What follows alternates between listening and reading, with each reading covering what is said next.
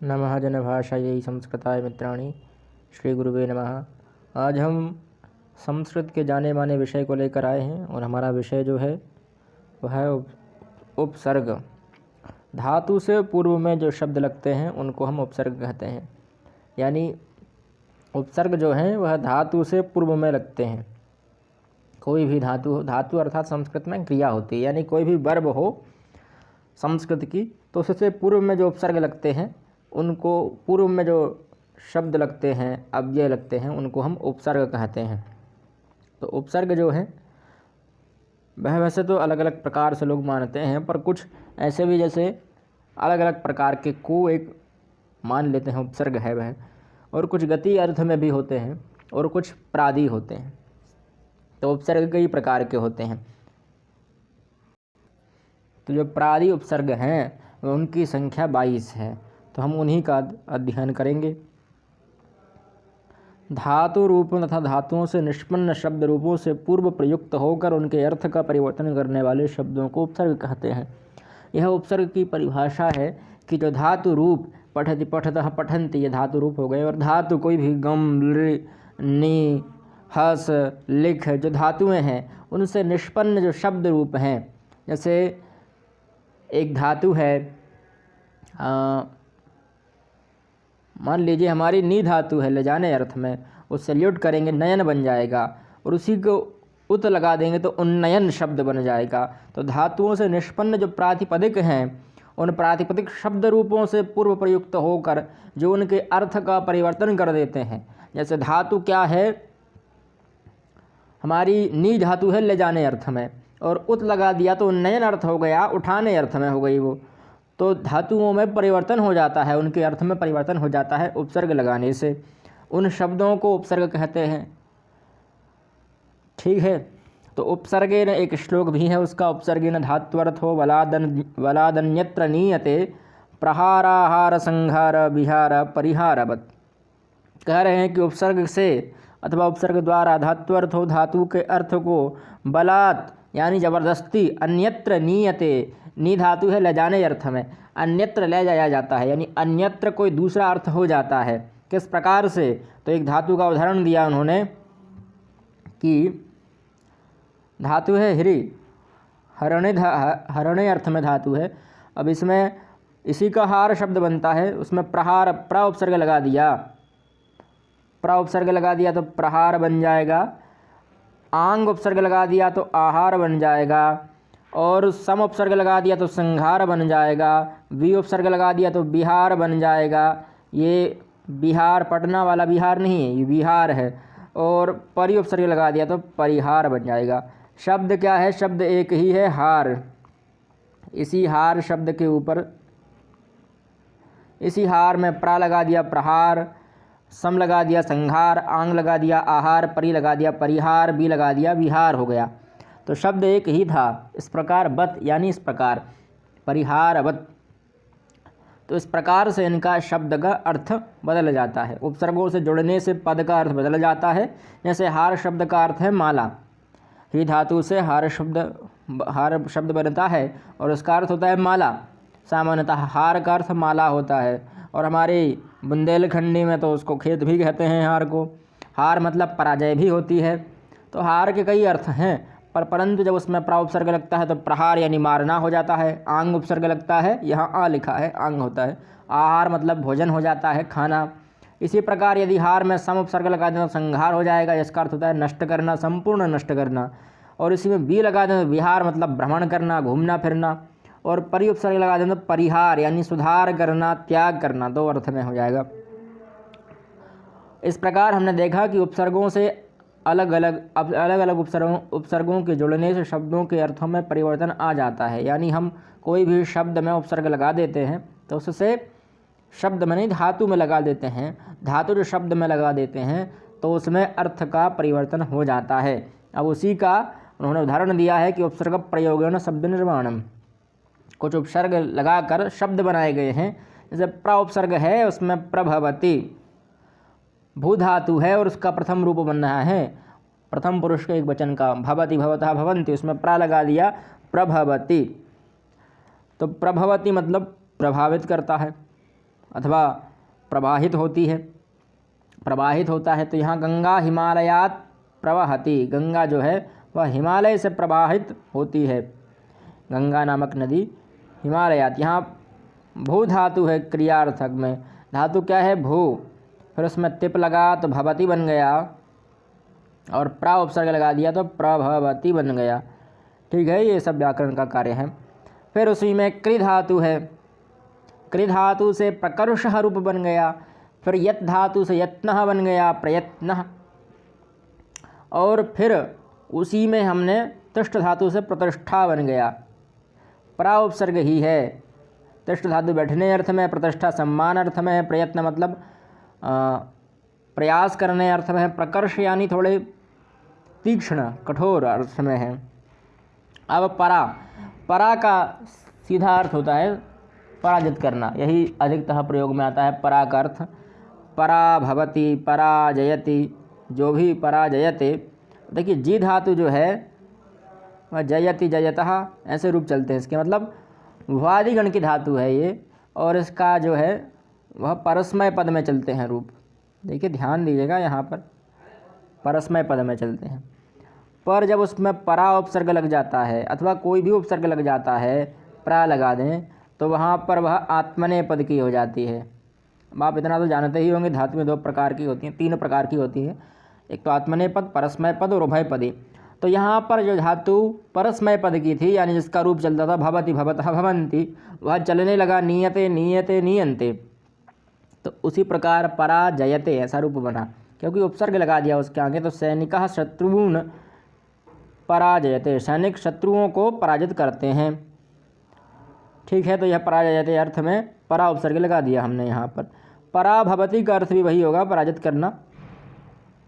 फिर अप उपसर्ग है, अप में अपहरति यानी अपहरण शब्द तो आपने सुना ही होगा, हिंदी का शब्द है अपहरण। यह भी हिरी धातु से बना है, इसमें भी ल्यूट कर दिया है और फिर वो नकार को णकार हो गया, तो वो सब अलग विषय है। तो अपहरण शब्द यानी अपहरति यानी अपहरण करता है, अपहरण करता है। तो यहाँ उदाहरण भी दिया कि चोरः धनम अपहरति, कोई चोर है जो धन को अपहरण करता है, धन का अपहरण करता है। फिर सम उपसर्ग पूर्वक संस्करोति, यहाँ पर कृ धातु है और तिप प्रत्यय है, और यह तो करोति रूप बन गया यहाँ पर। ठीक है, अनुनासिक हो जाएगा तो संस्करोति ऐसा रूप बन जाएगा। ठीक है, संस्करोति। तो संस्करोति यानी अध्यापकः छात्रं संस्करोति, जो अध्यापक है वो छात्र को संस्कारित करते हैं, संस्कार देते हैं। संस्कार शब्द जो है वह भी यहीं से निष्पन्न हुआ है, सम उपसर्ग पूर्वक से कृ धातु से घय प्रत्यय करके कार बना, और उसी से सम लगा दीजिए, और ये सुडागम होता है यहाँ पर, सुडागम। ठीक है, तो सुडागम से सकार आ जाता है एक और संगच्छते अच्छी प्रकार, सम का सात्विक अर्थ जो है वह अर्थ है कि अच्छी प्रकार से। संभवति संभवामि, भगवान कृष्ण ने भी कहा है ना, यदा यदा हि धर्मस्य ग्लानिर्भवति भारत अभ्युत्थानम अधर्मस्य तदात्मानं सृजाम्यहम्। तो वहाँ पर संभवामि युगे युगे, श्लोक में कहा ना परित्राणाय साधूनां विनाशाय दुष्कृताम, तो वहाँ पर संभवामि युगे युगे, तो वहाँ संभवामि भू धातु का ही रूप है। उत्तम पुरुष में क्या बनता है भू धातु का, भवामि। ठीक, और उसी में सम उपसर्ग लगा दिया तो संभवामि रूप बन गया। तो यही ध्यान देना है कि कहाँ कौन सा रूप है। यहाँ पर भी सम उपसर्ग है, सम उपसर्ग है, और कौन सी क्रिया है, गच्छति वाली। पर देखिए गच्छति के रूप कैसे चलते हैं, थोड़ा ध्यान दीजिएगा, परस्मय पद के रूप चलते हैं। पर यहाँ कौन से रूप चल रहे हैं, आत्मनेय पद के, समगच्छते। और वेद में भी कहा है कि समगच्छते संभवनानि जानताम देवा भागम यथा पूर्वे संजना नाम पर्युपासते। ये वेद का भी तो है, ऋग्वेद के 10वें मंडल में यह कहा गया है। तो समगच्छते से यहाँ पर क्या हो गया, आत्मनेय पद की क्रिया हो गई। अभी है आत्मनेय पद में अर्थ देने लगी। अब यह अर्थ होगा अच्छे प्रकार से जाने का अर्थ है, समगच्छते मतलब अच्छे प्रकार से जाना। अब अनु का मतलब होता है अनुकरण करना। ठीक है, हम कुछ शब्द सीख लें, जैसे अप से क्या बनता है, अपहरण। तो उसका अर्थ हो गया चुराना। सम का क्या बन रहा है? संस्कार, यानी अच्छी तरीके से। संस्कृत शब्द भी सम उपसर्ग से ही बना है, तो सम से अच्छा बन रहा है, मतलब सम से जो भी शब्द बनेंगे वो अच्छे अर्थ में होंगे। परा से पराजित अर्थ वाले शब्द बन रहे हैं, तो परा से पराजित बनेंगे। प्रा से प्रकृष्ट, और अर्थ को प्रा से थोड़ा अलग अलग अर्थ निकलते हैं हर जगह पर। प्रा से थोड़े कठिन, मतलब तीक्ष्ण अर्थ निकलते हैं, यहाँ पर थोड़ा हमें उस चीज़ को बेहतरीन बताना हो। जैसे योग और प्रयोग थोड़े अर्थ में चेंज हो गए। योग मतलब जोड़ना होता है, और प्रयोग मतलब वहाँ पर ट्राई करना होता है। तो प्रा उपसर्ग को आपको ध्यान देना है। बाकी अनु से हम अनुभव भी जानते हैं। अनुभव कहाँ होता है? अंतर मन में होता है अनुभव। अनुगच्छति और अनुकरण, अनुकरोति, ऐसे कई शब्द बनते हैं। अनुकरण, तो ये शब्द हिंदी के ही तो हैं, इसी से संस्कृत बन गई। संस्कृत के शब्दों से हिंदी बन गई। तो हमें थोड़ा हिंदी के शब्दों में, जितने क्लिष्ट हिंदी के शब्द जानेंगे उतने अच्छी हमारी संस्कृत होती जाएगी। तो यहाँ अनुगच्छति, यहाँ पर देखिए कोई चेंजिंग नहीं हुआ, यहाँ पर गच्छते नहीं हुआ है, यहाँ पर अनुगच्छति ही रहा। और अनु उपसर्ग है, गम धातु है, और उसका गच्छति प्रथम, यह अन्य पुरुष के एक वचन का रूप है, यानी प्रथम पुरुष। फिर अनुकरोति, इसमें भी क्री धातु है, उसका करोति रूप बन गया, तो अनुकरोति रूप बन गया, यानी अनुकरण करता है। शिष्यः गुरुम अनुगच्छति, शिष्य जो है वह गुरु के अनुरूप चलते हैं।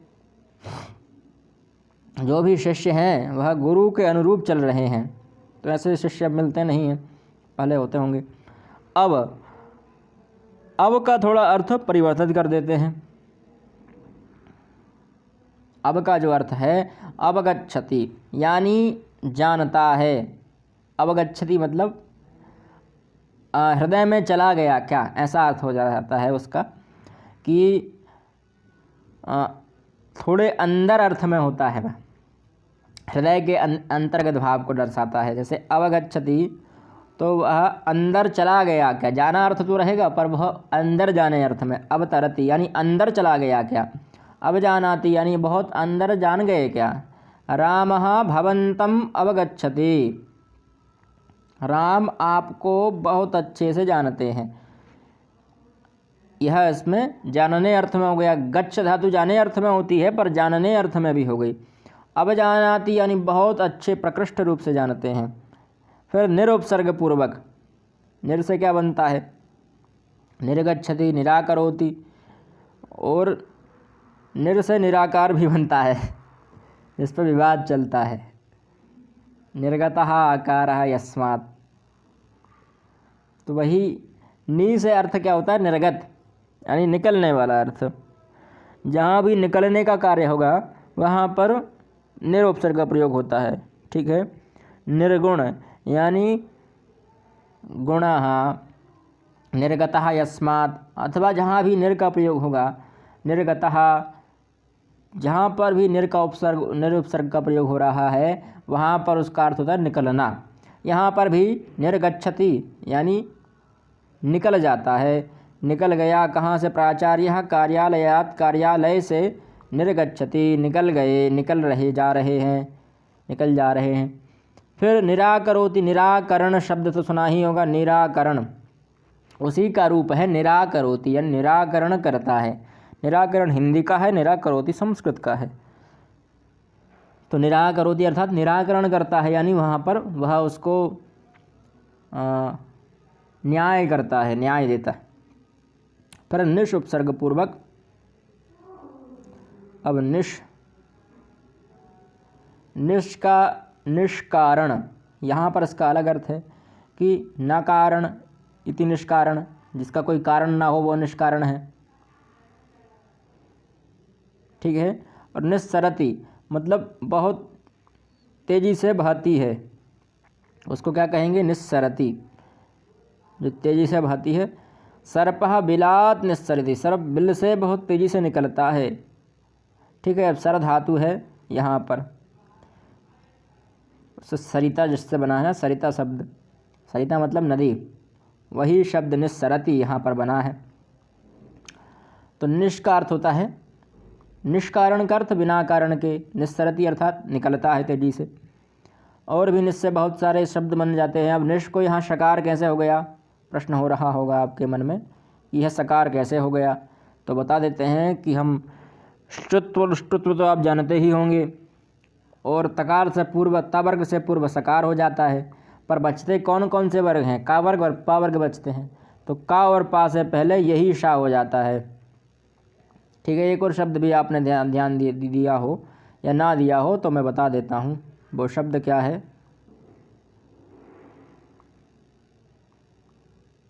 निष्कपट शब्द है एक, तो वहाँ पर भी यही शब्द है। निश उपसर्ग है, कपट शब्द है, तो उसमें भी है सकार का वही मूर्धन्य शकार हो गया। तो ऐसे बहुत जगह पर आप देखेंगे। निष्पाप शब्द है एक, यह तो हिंदी के ही शब्द बता रहा हूँ मैं। निष्पाप में भी यही सकार हो गया, वहाँ पर भी निश उपसर्ग ही है। तो यहाँ पर आपको देखने को मिलना चाहिए। फिर दुष उपसर्ग है। दुष में दुस्त्याज्य, दुष का मतलब होता है गलत चीज़ अथवा थोड़ा कठिनता से प्राप्त होने वाला। दुस्त्याज्य यानी कठिनता से त्यागने योग्य। स्वभावः दुस्त्याज्यः भवति, यानी जो स्वभाव है हमारा वह कठिनता से ही त्याज्य होता है। स्वभाव एक बार व्यक्ति का बन जाएगा इस प्रकार से, यदि बुरा स्वभाव बन जाएगा तो वह बुरा छोड़ नहीं पाएगा सत्संगति के बिना, और यदि अच्छा स्वभाव है तो अच्छा स्वभाव भी नहीं छोड़ सकता, वह कुसंगति के कारण ही छोड़ पाएगा। तो स्वभावः दुस्त्याज्यः भवति, दुष्प्रयोजनम यानी कुछ गलत प्रयोजन। यहाँ दुष् का अर्थ है कठिनतापूर्वक और यहाँ दुष् का अर्थ है गलत प्रयोजन। तो गलत अर्थ में भी दुष् का प्रयोग होता है। और मैंने बताया था अभी आपके लिए कि पकार और ककार से पूर्व जो सकार है वह शकार हो जाता है। तो वहाँ पर यहाँ पर भी देख सकते हैं आप कि कौन सा शकार क्या हुआ है। शकार की वही स्थिति है, ये शकार देख लीजिए, शकार हमारा यही वाला शकार बन गया है। अब दुरोपसर्ग है। दुरोपसर्ग से दुर्बोध्य, दुर्गम, दुर्बोध्य, दुराधर्ष, यह कई जगह पर आया है। ये शब्द हिंदी के ही है। दुर्गम यानी कठिनता से जाने वाला, दुर्बोध यानी कठिनता से जानने योग्य, दुर्लभ यानी कठिनता से प्राप्त होने वाला। तो यहाँ पर भी लिखा है अयम अर्थात यह गूढ़ विषय, गूढ़ विषय दुर्बोध्य अस्ति, दुर्बोध्य यानी कठिनता से जानने योग्य है। ठीक है अस्ति मतलब है। अब बी उपसर्ग है। बी का भी थोड़ा अर्थ प्र के समान चेंजिंग होता रहता है, धातु के अनुरूप होता है। वी धातु है, जी धातु है, उससे जी से जय बनता है। वो तो वी से विजयति, विजयति नहीं बना, विजयते बना। ठीक है, ध्यान दीजिएगा यहाँ पर कि वी से विजयति ना बनकर विजयते बना, यह आत्मने पद का रूप बन गया। तो उपसर्ग से धातु के पद का भी चेंज हो जाता है कि परस्मय पद की है तो आत्मने पद की हो जाएगी, और आत्मने पद की कहीं कहीं पर होता है, निश्चित नहीं हर जगह पर हो जाए, कहीं कहीं पर आत्मने पद की परस्मय पद की हो जाती है और परस्मय पद की आत्मने पद की हो जाती है। फिर विहरति, वी उपसर्ग है, हिरि धातु है हरने अर्थ में, और यहाँ घूमने अर्थ में हो गई। विहरति मतलब विहार करता है। विहार शब्द तो आपने सुना ही होगा, वो विहार नहीं है। धर्मः सदा विजयते, जो धर्म है वह सदा विजयित होता है, विजित होता है यानी जीतता है। फिर आंग उपसर्ग है। आंग उपसर्ग से आंग का ग काट दीजिए आप, बचता है सिर्फ आ ही। ठीक है, आंग से घबराइएगा ना कि आंग क्या हो गया। आंग उपसर्ग का मतलब होता है पूरा हम उसको खींच लें, उस प्रकार से अंग का अर्थ होता है कि आंग मतलब अधिकार पूर्वक, यानी उसके अधिकार तक। एक तो सा उपसर्ग होता है, यानी अग्निपर्यंतम ग्रंथम अधीते साग्नि, और एक ऐसा भी होता है कि अग्निपर्यंत उसने पढ़ लिया, उसने कोई ग्रंथ पढ़ लिया, जैसे आ लघु सिद्धांत कौमुदी, उसने लघु सिद्धांत कौमुदी को पढ़ लिया पूरा। ऐसे ही आकंठम यानी कंठ के अधिकार से जल को पीता है। आजीवनम, आजीवन यानी पूरे जीवन पर्यंत, आजीवन यह तो आप जो जानते ही होंगे। फिर नी उपसर्ग है। नी का अर्थ निगदति, गद धातु है गद, ठीक है। गद का अर्थ जो बद का होता है वही गद का होता है। गद मतलब बोलना, ठीक है। गद व्यक्तायाम वाची, यह भी भादेगण की धातु है। तो यहाँ पर भी निगदति मतलब बोलता है, अच्छे प्रकार से बोलता है। फिर निपतति, यहाँ पर भी नीचे, नीचे गिरने अर्थ में। निपतति, पत धातु है गिरने अर्थ में, और उससे भी नीचे गिरने अर्थ में निपतति हो गया। तो पुत्रः पितरम निगदति, पुत्र जो है पिता को अच्छे शब्दों से अथवा बुरे शब्दों से, बुरे शब्द का तो प्रयोग कर ही नहीं सकता कोई पिता से, तो अच्छे शब्दों से बोलता है, निगदति। अब अधि, अधि से आप एक शब्द जानते ही होंगे, अधिकार।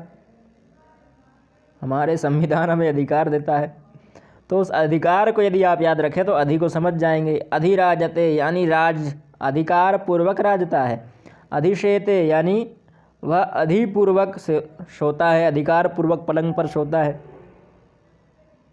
अब अधिशेते का थोड़ा अर्थ है पलंगम अधिशेते, तो वहाँ पर पलंग अधिशेते नहीं होगा, पलंगम अधिशेते होगा। थोड़े कारक का विषय है वह, तो मैं उसे स्पष्ट नहीं करूँगा कि अधि उपसर्ग पूर्वक जब सिंह धातु हो जाती है, अधि सिंह स्था साम कर्म अथवा स्था धातु हो, तो वह कर्म में होती है, अधिकरण में नहीं होती है। फिर वह तो अलग विषय है, यदि आप लोग संस्कृत से जुड़े हैं तो जानते होंगे।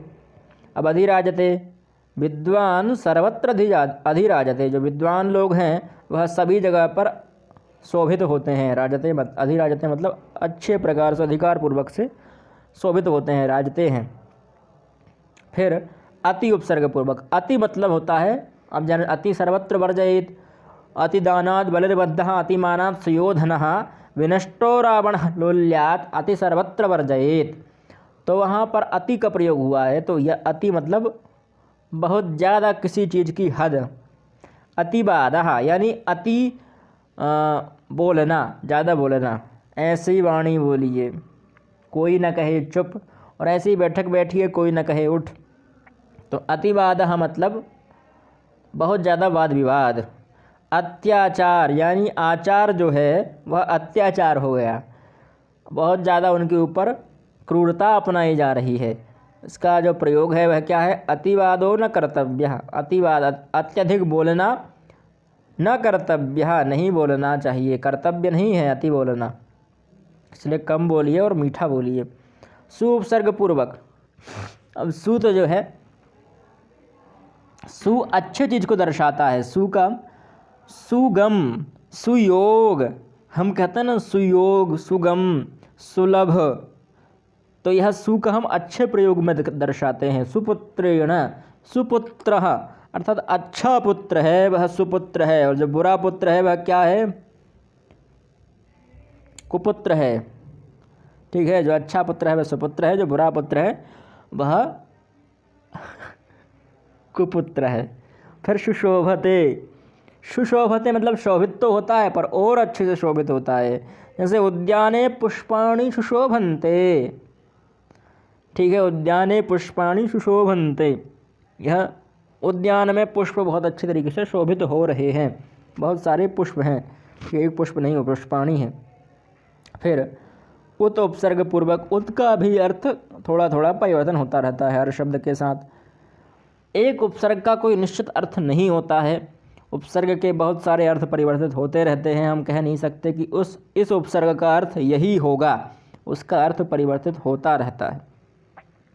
फिर उड्डयते, उड्डी धातु डिंग है, यह उड़ने अर्थ में है, ठीक है। तो उड्डयते,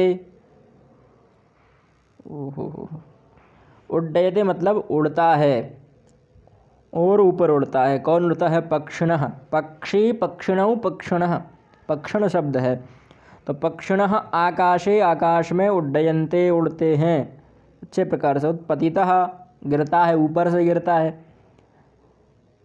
फिर अभि, अभि का भी थोड़ा अर्थ ऐसा ही रहता है, अभिगच्छति, अभ्यागतः अथवा अभिषेक, बहुत सारे जगहों पर अभि उपसर्ग का प्रयोग होता है। जहाँ पर भी हिंदी में अभिषेक का, अभि शब्द का प्रयोग होता है वहाँ पर आप जान गए होंगे।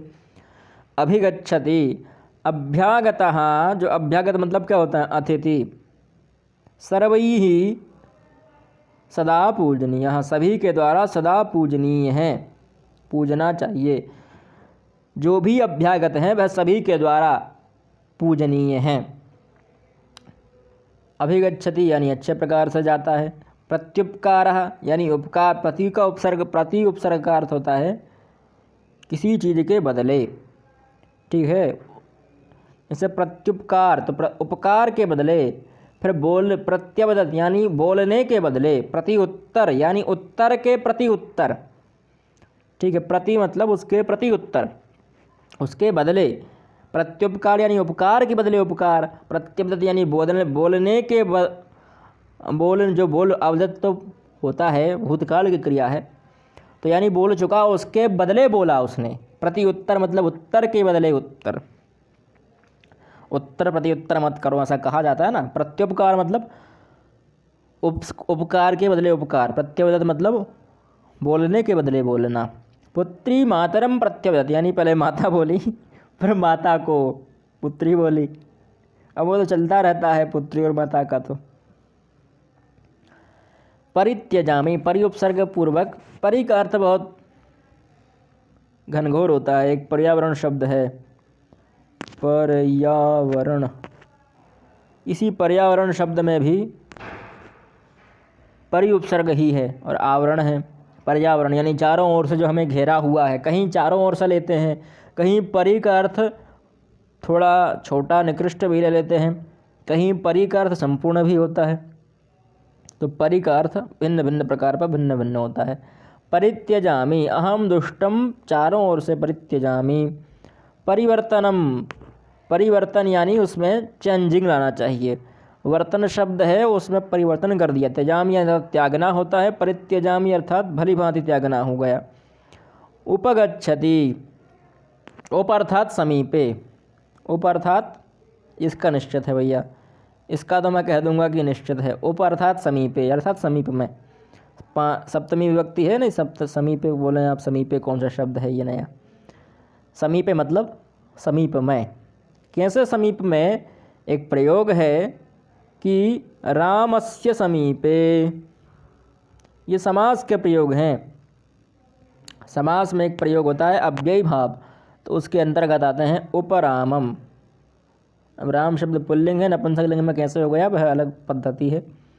ठीक है, ज़्यादा ध्यान ना दें उस विषय पर, अब जब उसके लेवल पे आ जाएं तो उस विषय पर भी ध्यान देंगे हम। शिष्यः अध्ययनार्थम गुरुम उपगच्छति, शिष्य जो हैं वह अध्ययन के लिए गुरु के पास में जाते हैं। जो भी शिष्य हैं वह गुरु के पास में जाते हैं। किस लिए? अध्ययन के लिए। एक शब्द और है उपनिषद शब्द, भी आपने सुना होगा। उपनिषद में भी तो यही शब्द हैं, उप धन नी धन शद धन क्विप। उपनिषद की यह पूरी व्युत्पत्ति है। अब अपि,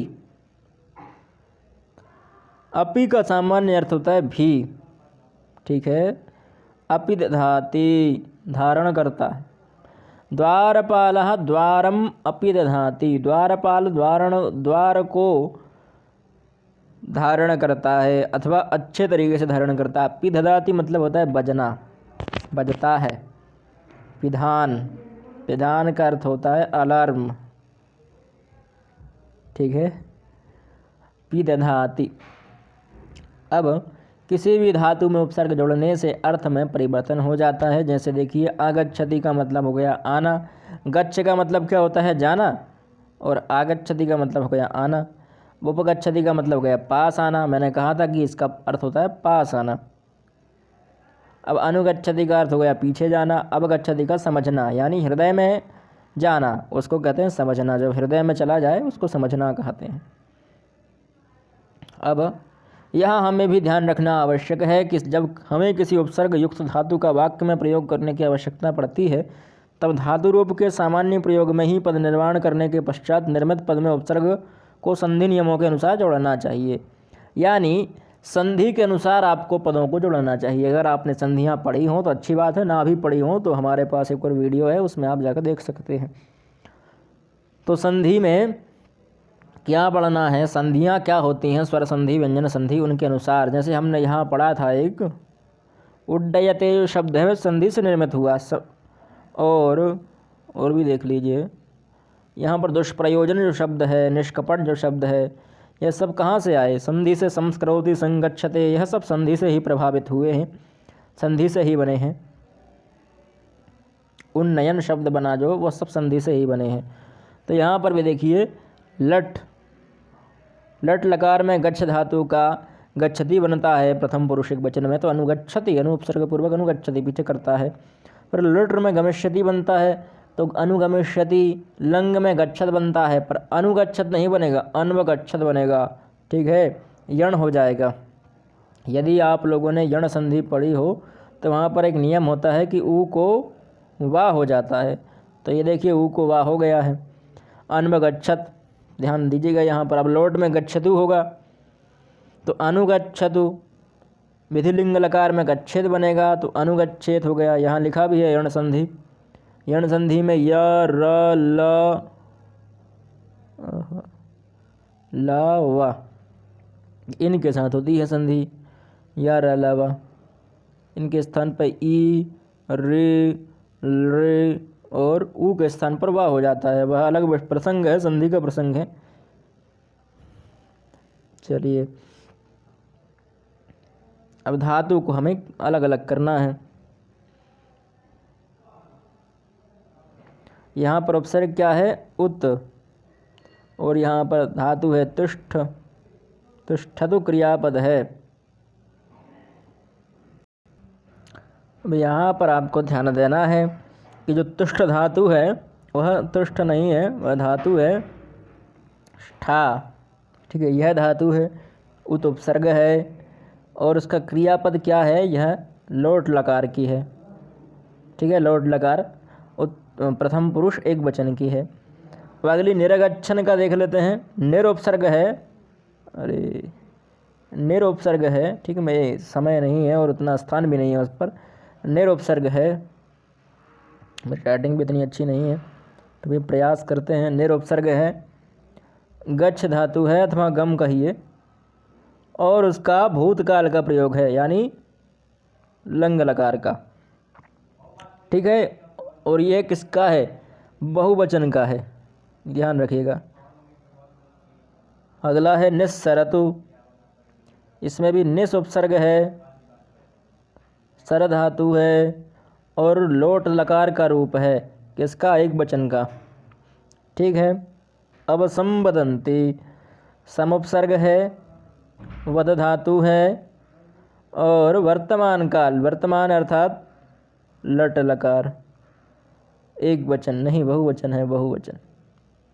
ठीक है, अब प्रत्यवदत, प्रत्यवदत में भी प्रति उपसर्ग है, वद धातु है और भूतकाल अर्थात लंग लकार का उत्तम पुरुष एक वचन का रूप है।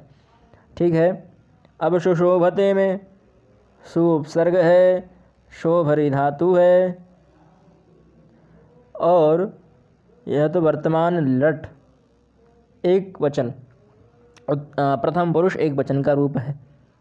अब वी उपसर्ग है, शिश धातु है और इसमें भी उत्तम लट लकार का प्रथम पुरुष एक वचन का रूप है। ठीक है, अब अगला देखते हैं। अन्वकरोत, यहाँ संधि हो गई है, अभी हम पढ़ के आ रहे हैं कि यहाँ अनु है। ठीक है, ऊ को वाह हो जाता है और यहाँ क्री धातु है, क्री है। ठीक है, और अकरोत यानी लंग लकार का रूप है, प्रथम पुरुष एक वचन का। प्रसीदामि, यहाँ पर भी सीध धातु है, प्र उपसर्ग है और उत्तम पुरुष वर्तमान लट, लट लकार के उत्तम पुरुष एक वचन का रूप है।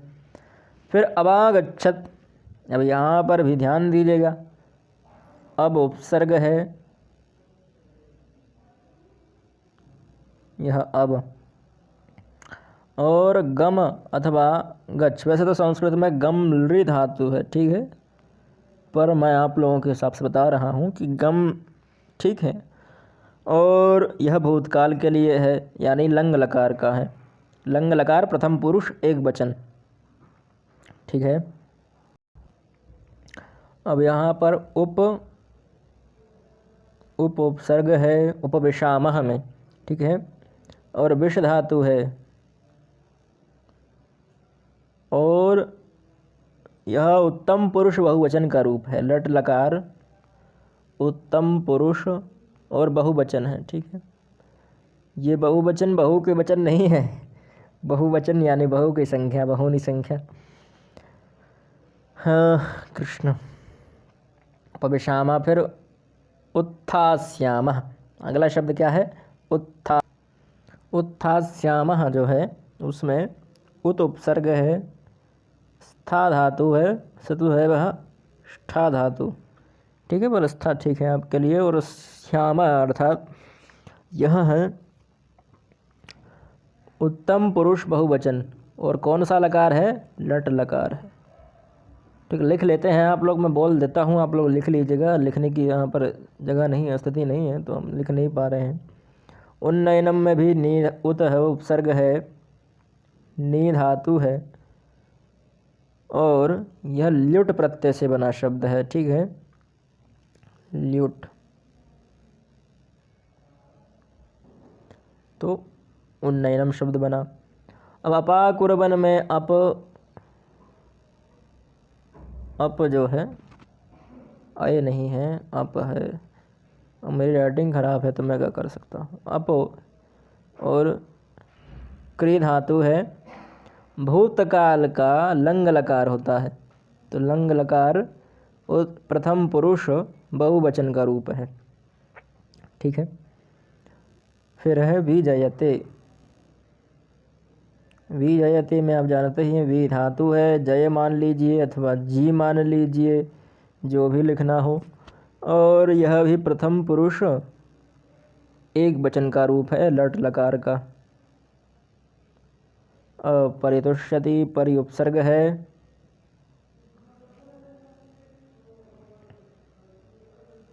परि उपसर्ग है हमारा, ठीक है, परि उपसर्ग है। तुष धातु है दिवादिगण की, और लट लकार प्रथम पुरुष एक वचन का रूप है, ठीक है। अब अगले कोष्ठकात् शुद्ध पदम चित्वा स्थाने लिखतु। अब यहाँ पर भी हम प्रसीदतु, ठीक है, ये तो आप लोग जानते हैं। गुरु शिष्य अज्ञानम, गुरु जो है वह शिष्य के ज्ञान का अपहरण करता है, ठीक है। अप शब्द से अपहरण कर लेना है। फिर वानराः जनान अनुकुर्वन्ति, ठीक है, अनुकुर्वन्ति, यह अकुर्वन्ति कोई शब्द नहीं होता है, ठीक है, यह गलत शब्द है, असाधु शब्द है। अहम संस्कृतम अवजानामि, अवजानामि नहीं होगा, ठीक है, ये नहीं होगा, अवजानामि सही है। फिर आजीवनम सत्यम एव वदनीयम, आजीवनः नहीं होता, पुल्लिंग में नहीं होता, जीवन जो शब्द है वह पुल्लिंग में नहीं होता, नपुंसक लिंग में होता है, इसलिए आजीवनम सत्यम एव वदनीयम। चलिए अब अगला देखते हैं।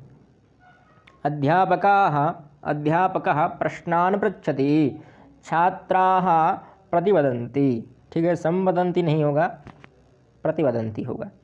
कामात् क्रोधः, काम से क्रोध पराभवति, ना उद्भवति होगा यहाँ पर, कामात् क्रोधो भी जायते, तो यहाँ पर उद्भवति होगा, पराभवति नहीं होगा। काम से क्रोध बढ़ता है, ठीक है, पैदा होता है, उद्भवति का अर्थ तो पैदा होता है। अब सभायाम विद्वांसः एव सुशोभन्ते, सुशोभन्ति नहीं होगा, सुशोभन्ते, ठीक है। चोरः रात्रौ धनम आहरत, ठीक है, हरता था, और व्याहरत भी हो सकता है, विहरत, विशेष पूर्वक से हरण करता है। पर माता पुत्रः च परस्परम प्रतिवदतः, परस्परम अर्थात एक दूसरे से प्रतिवदतः। गुरुः आश्रमात् निर्गच्छति, निकल गए हैं ना, इसलिए निर्गच्छति। प्रविशति मतलब आते हैं, नागरिकाः एव स्वदेशम उन्नयन्ति। नागरिक जो हैं वह अपने देश का उन्नयन करते हैं, ऊंचाई की ओर ले जाते हैं, इसलिए उन्नयन्ति। यह क्या है, उन्नयन्ति, ये गलत लिखा है यहाँ पर, कोई संधि नहीं होगी यहाँ पर ऐसी, उन्नयन्ति सही है। वयम चलचित्रम द्रष्टुम अत्र आगच्छाम, ठीक है, चलचित्रम द्रष्टुम आगच्छाम, यह भूतकाल का रूप है इसलिए ऐसा है, विसर्ग नहीं। फिर माता पुत्रम संस्करोति, समकरोति नहीं होगा, संस्करोति सही है। फिर नदी पर्वतात् प्रवहति, ठीक है, प्रवाहित होती है, और उद्भवती भी सही है, इससे उद्भवती ज़्यादा सही है, प्रवहती थोड़ा गलत है। प्रवाहित नहीं होती, पर्वत से उद्भव होती है यानी प्रकट होती है। हार योग इति शब्दाभ्याम साधुलिखित उपसर्गान संयोज्य प्रत्येकम पदद्वयस्य निर्माणं कुरुत निर्मित ही पदई च सार्थक वाक्यान् रचयत। अब आ उपसर्ग है और इसमें हार जोड़ना है, तो आहार हो गया, आहार मतलब खाना होता है, तो अहम आहारम खादामि। वि उपसर्ग है तो विहार हो गया, अहम विहारम करोमि। फिर प्रा हो गया तो सह प्रहारम करोति, और सु हो गया तो सु से बनेगा नहीं सुहारः, सुयोगः बन सकता है, और संहार से बन सकता है संहार, तो रामः रावणम संहारम करोति, ठीक है। अब सु से जोड़ लीजिए आयोग या निर्वाचन आयोगः निर्वाचनम करोति। फिर वियोग सीता वियोगम दहति, वियोगे दहति। फिर प्रयोग अहम प्रयोगम करोमि। फिर सुयोगः सुयोगम अस्ति, इदानीं सुयोगम अस्ति। फिर सम हो गया तो संयोग, फिर संयोगः अस्ति, बहु उत्तमः संयोगः अस्ति। फिर भू से प्रभवति, प्रभवति का हम पढ़ चुके हैं ऊपर प्रयोग, तो उसका नहीं बताएंगे। फिर अनुभवति तो अहम सुखम अनुभवामि। फिर संभवति तो संभवामि यदा धर्मः अधर्मः वर्धते तदा प्रभु अथवा श्री कृष्णः संभवामि। फिर संहरोति संहार, तो यहाँ पर भी संभवामि हो गया। फिर अपभवति, इसका तो प्रयोग नहीं होगा। फिर दुर्भवति, दुर्भावना शब्द बना सकते हैं हम उससे कि दुर्भावना, सहा दुर्भावनाम करोति, ऐसा बना सकते हैं। फिर ह्री से प्रहार बना सकते हैं, प्रहार का मैं बता चुका हूँ। और फिर अनु यानी अनुहार, इसका प्रयोग नहीं होगा। संहार का भी बता चुके हैं, अपहार का नहीं बनेगा, और दुर्हार भी नहीं बन पाएगा। तो इस प्रकार से हमारा यह यहाँ पर समाप्त हुआ। अगली वीडियो में हम पुनः मिलते हैं, तब तक के लिए जयतु संस्कृतम जयतु भारतम।